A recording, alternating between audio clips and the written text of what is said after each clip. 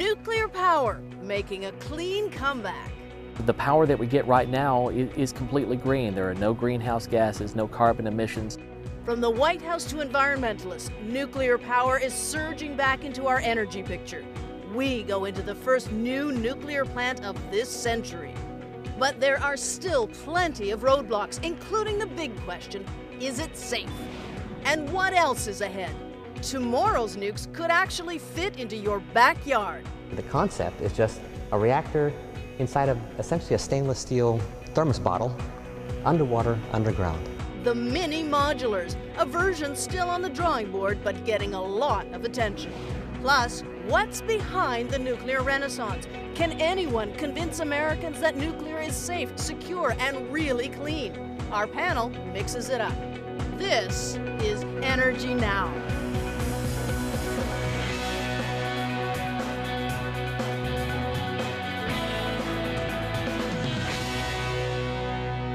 Hello, I'm Thalia Ashuris. Welcome to Energy Now, a look at America's energy challenges and what we're doing about them. Nuclear energy is getting more and more attention as one solution.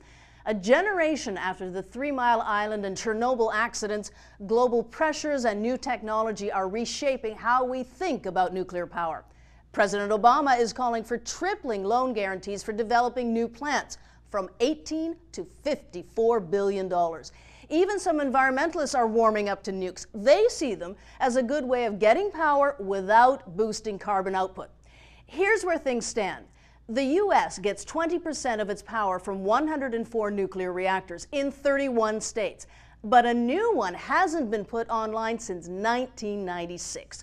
Well, that's about to change. Energy Now's Lee Patrick Sullivan takes us on a tour of a new reactor under construction in this Energy Now Spotlight. If you've ever driven the back roads between Knoxville and Nashville, you may have driven right by Watts Bar Units 1 and 2. Well, they just happen to be nuclear power plants. Now, what makes them so special is Unit 1 was the last U.S. commercial nuclear power plant to go online in the last century. Unit 2 will be the first of this century. We're going up to the turbine deck. I met up with one of the plant's 200 engineers, Darlene Viscusi. She gave me a rare tour of the facility, including an up-close and personal look at the plant's 1.21 gigawatt generator. To generate the 1.21 gigawatts of electricity. 21 gigawatts! Only this massive piece of machinery would never fit in a DeLorean. I wish we had feel-o-vision so you could feel this, but it's pretty awesome feeling, isn't it? Yes, it is. You can actually feel it in your chest. Viscusi knows nuclear power. You can say it's in her DNA. Her father was here at Watts Bar from the beginning, working as an engineer for Unit 1. Now that Unit 2 is under construction, Darlene will be following in her father's footsteps. For now, I'm following in her footsteps, right into the reactor containment building, something very few people ever get to see in any capacity. Ow! And that's why reporters wear helmets. Cameras are rarely in places like this, mostly because the buildings are radioactive during operation. Those right there, well, those are the control rods.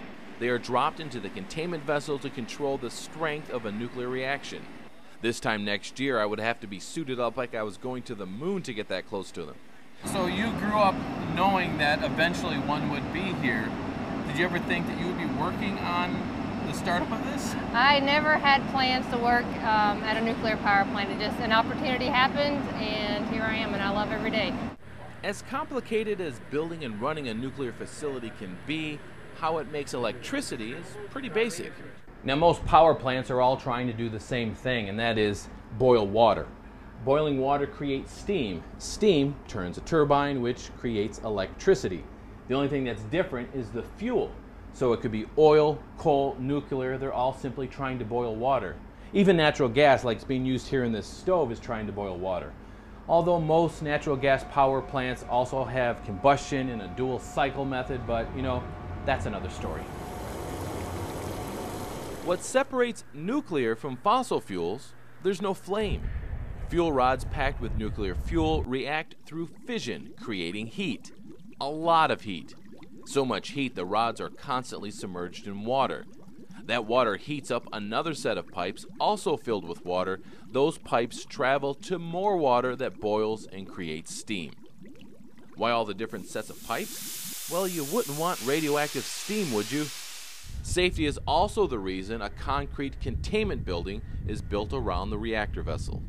Now, to give you an example of how thick the walls are in the containment building, they've cut this hole to bring in equipment. This is the secondary containment wall, and this is at least 2 feet thick, and there's 3 of them. In total, there's more concrete in a nuclear power plant than was used in building the Pentagon, and that's the world's largest office building. There's also an enormous amount of steel, hundreds of engineers are needed, and then there's the waste. What to do with the radioactive fuel once there's no more life left in it. If it's managed appropriately, nuclear waste is something that can be easily dealt with. We've done it for decades. We know how to manage it. But with President Obama recently slamming the door on the unfinished Yucca Mountain Nuclear Repository, a $90 billion project designed to store nuclear waste in Nevada, nuclear facilities still have to store their waste on site, some in water, others are cased in concrete and kept at the plant. And safety concerns aren't limited to keeping radioactive material inside the containment building, they're also concerned with keeping terrorists out. This is the only part of the several layers of security at this plant that we were allowed to record. In the wake of 9/11, plants beefed up their security, and although we can't discuss procedure or show video, think of a prison, but the criminals are on the outside. And as you came in here today, you saw the level of security to keep people. I tell you make sure what, we know who's getting here. if you want to know the level of security, it's making me miss the TSA. That's how. That's the level of security it took to get in here. In fact, before we could leave, TVA security officials had to review every second that we shot to make sure we weren't giving away any security secrets. So why go through all this fuss, all the concrete that's needed, the steel, the number of engineers, and then you have to deal with the waste? Why go through all that? Well, this is why. This is the size of one nuclear fuel pellet. It has the same energy density as 1 ton of coal or 149 gallons of oil. Oh, and there's 20 million of them in there.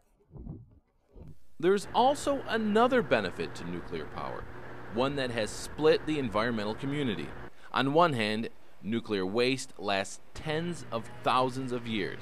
On the other, its only emission is steam. The power that we get right now is completely green. There are no greenhouse gases, no carbon emissions associated with it. As for Darlene Viscusi, nuclear power's zero emissions is something that attracted her to becoming a nuclear engineer.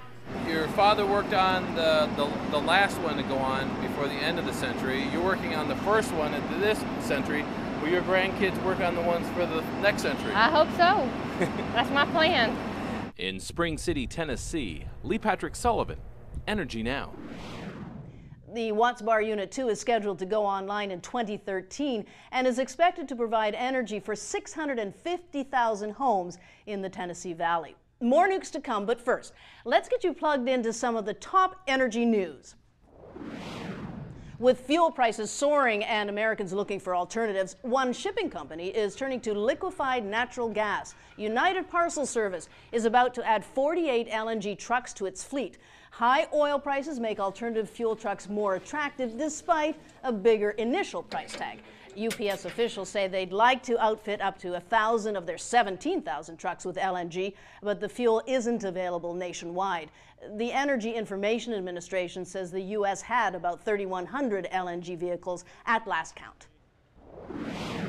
It has been months since the oil leak in the Gulf of Mexico was plugged, and now scientists are looking to see if the spill could be responsible for the deaths of at least 24 baby dolphins, like this one in Mississippi. Researchers say dolphins are washing ashore at 10 times their normal rate. Scientists say video of the seafloor taken in December shows much of the oil remains there and is harming marine life. And unrest and an oil production shutdown in Libya pushed oil prices to the $100 a barrel mark this week for the first time since 2008. Analysts say prices could go much higher and slow the economic recovery.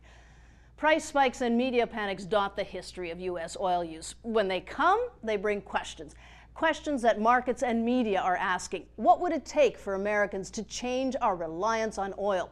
One thought from former Energy Secretary James Schlesinger, who told Politico, quote, "Anybody who's talking about energy independence is smoking pot. There's no way we're going to get energy independence as long as we depend on the internal combustion engine," end quote. When we come back, we're going to take a look at nuclear power of the future. Don't think big, think small. One day, there could be mini nuke reactors in neighborhoods across America powering our homes. And later, have feelings toward nuclear changed enough to make it a major player in the country's energy policy? Our mixed panelists go head to head.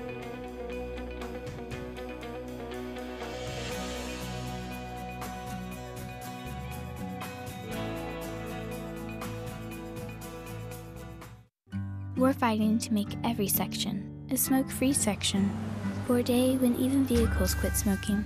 We're fighting for clear skies over every city. The American Lung Association isn't just fighting for air, we're fighting for all the things that make it worth breathing. Join us in the fight at fightingforair.org.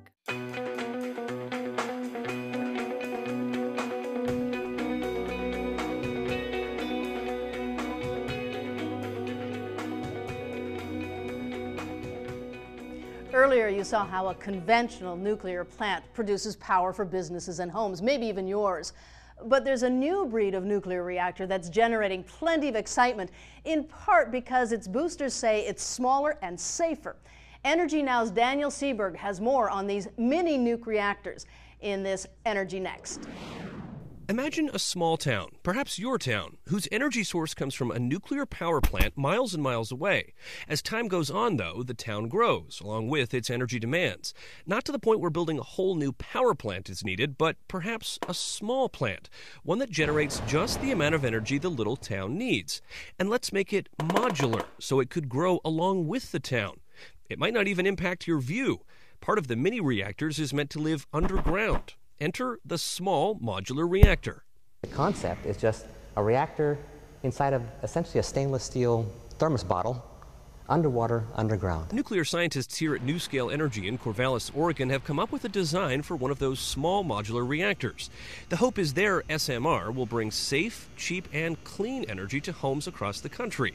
While no one would or should trust me to fire up this test facility, it is part of a working scale model of NuScale's design, with at least one rather important difference for the moment. If this had a nuclear core in it, we would be dead right now, I'm guessing, well, or very close to. Well, there would be some regulations that would prevent us from being here. Sure. The man who does push the buttons around here is Jose Reyes, founder of NuScale. Inside here is our reactor vessel. The reactor is designed to be less powerful than conventional reactors, but that also means it doesn't require the same kind of space. What would be the output of one of these?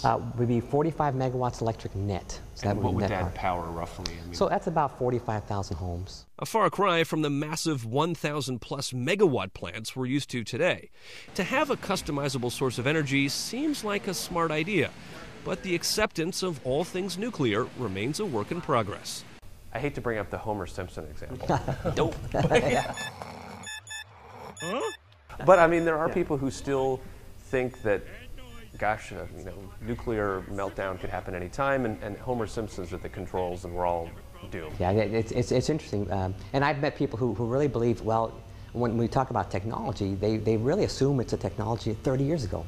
And it's just not the case. What has changed, though, is the administrative, the management of the plants, the safety of the plants in terms of how we look at operations of the plant in terms of the safety. All safety measures that were put in place after March 28, 1979. Near Harrisburg, Pennsylvania, an accident at a nuclear power plant. The date of the nation's most infamous nuclear accident at 3 Mile Island in Pennsylvania. While no one was killed or injured, it brought about major changes in the way nuclear plants are built and operated. But it also created fear. So despite nuclear's safety record since, people have just recently started to consider nuclear as a form of clean energy. 60 years ago, when people dressed for family dinner, going nuclear just meant bombs. Duck and cover. But But nukes have long been a part of life here at the Department of Energy's Savannah River site outside Aiken, South Carolina. And today, the seeds are being planted for a new beginning, combining the waste from the old as fuel for the new.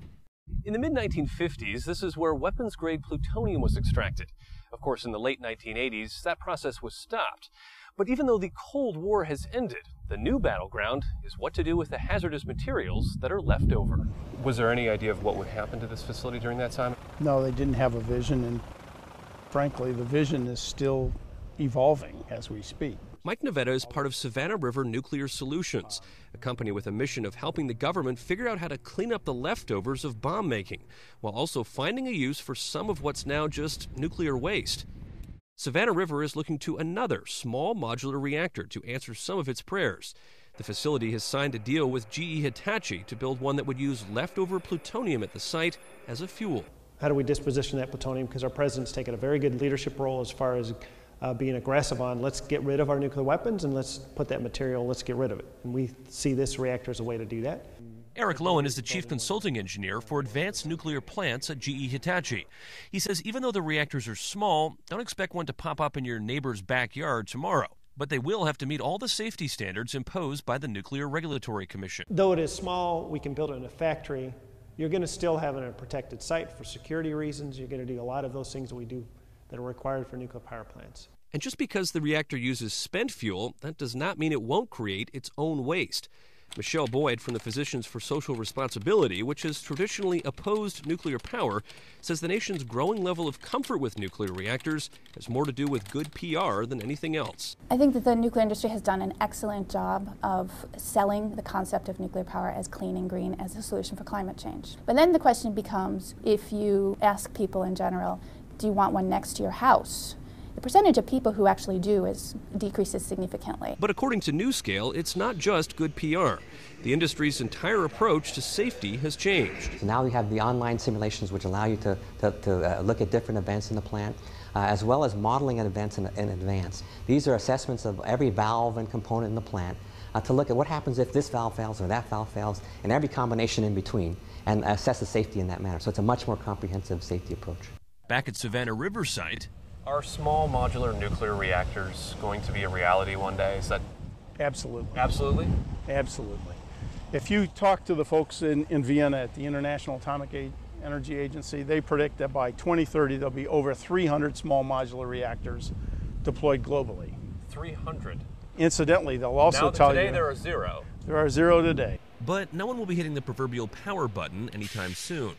Before the folks at NewScale or Savannah River can even start construction, they need to get the okay from the Nuclear Regulatory Commission. And so the exploration continues. While the research has advanced, the actual building of small modular nuclear reactors has yet to begin. How far away is this from being a reality? Our intent is to submit the design certification document in 2012. Okay. So we'll submit that document. And that's the basis for the NRC to give us approval. And that takes what? Well, at least a few years? It takes about, yeah, they're saying typically 3 years. So 2015 at the earliest to start the build. Start production. Yeah, and we're looking for this plant's about a 3-year build for a 12-module plant. So 2018 really is sort of the earliest online date. If everything goes just right. If everything's perfect. That's right. We know that happens all the time. That's right. Ooh, what's this? Who'd have thought a nuclear reactor would be so complicated? By that time, Homer Simpson may even have retired. So Homer Simpson does not work here. Homer Simpson does not work here. We do use him as an example, though, of what not to do. In Corvallis, Oregon, Daniel Seberg, Energy Now. You won't be seeing any mini nuke reactors until the Nuclear Regulatory Commission goes through its list of 10 concerns. That's everything from control room staffing to security requirements. Well, we've just talked about new nuclear technology, but about half a century ago, in the 1950s, the Atomic Energy Commission wanted not only utilities, but all of us to get excited about what was then cutting-edge technology. So it hooked up a prototype reactor to the power grid to cook dinner. Check out a 1955 newsreel in this Energy Then.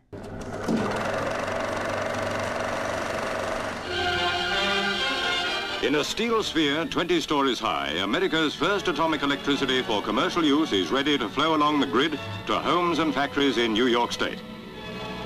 Atomic Energy Commission Chairman Strauss throws the switch, and the world's biggest electric lamp shows the currents on.